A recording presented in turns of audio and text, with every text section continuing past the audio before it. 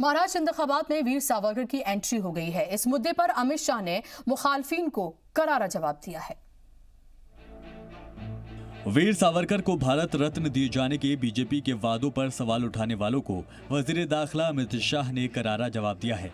शाह ने कहा कि अगर सावरकर नहीं होते तो 1857 की क्रांति तारीख नहीं बनती।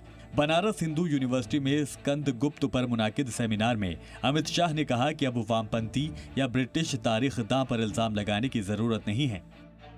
इतिहासकारों को दोष देने से कुछ नहीं होगा कि पहले जिसने लिखा है इसके साथ विवाद में मत पड़िए।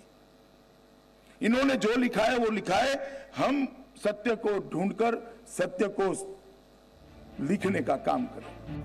दरअसल बीजेपी ने महाराष्ट्र असेंबली इंतखाब के लिए अपने संकल्प पत्र में वीर सावरकर समेत 3 लोगों को भारत रत्न दिए जाने का वादा किया है। कांग्रेस इसकी मुखालफत कर रही है। I would like to ask the counter question. Why Mr. Savarkar? Why not Mr. Godse? Why not Mr. Godse?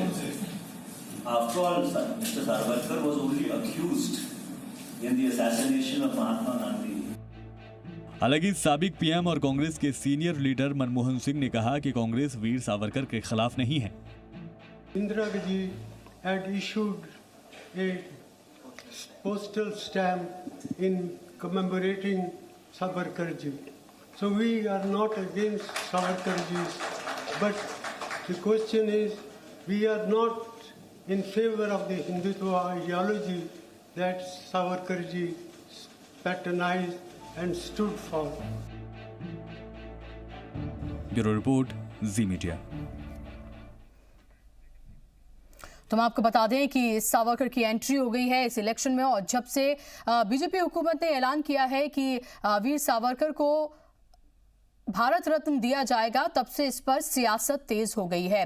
अभी आपने मनीष तिवारी को सुना, उनका ये कहना है कि वीर सावरकर की ही क्यों नहीं गोडसे की बात की गई। मोदी को लेकर साबिक वजीर आजम मनमोहन सिंह ने एक बार फिर से मोदी सरकार पर हमला बोला है। हालांकि मनमोहन सिंह के बयान के बाद वजीर रेल पीयूष गोयल मनमोहन सिंह पर उन्होंने पलटवार किया। साबिक पीएम मनमोहन सिंह ने कहा कि मुल्क की तरक्की शरह साल दर साल घटती जा रही है।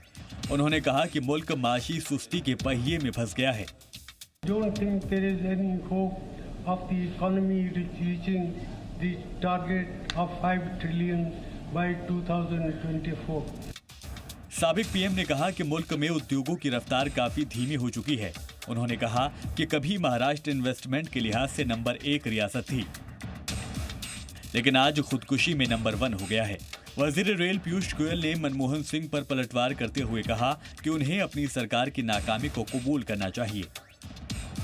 I think Dr. Manmohan Singh should reflect on his own failures. He should reflect on where he went wrong, why he could not maintain a strong economy, why he could not give an honest government to the people of India, why he was so helpless that he had to obey orders from 10 Janpath and had no capacity to take his own decisions. Bureau report, ji media. तो मनमोहन सिंह ने जिस तरह से economy को लेकर सवाल खड़ा किया, अब उस पर भी सवाल खड़े किए जा रहे हैं। पीयूष गोयल को आपने सुना, अमित शाह और राशिद अल्वी ने क्या कहा है वो आपको सुनवाते हैं।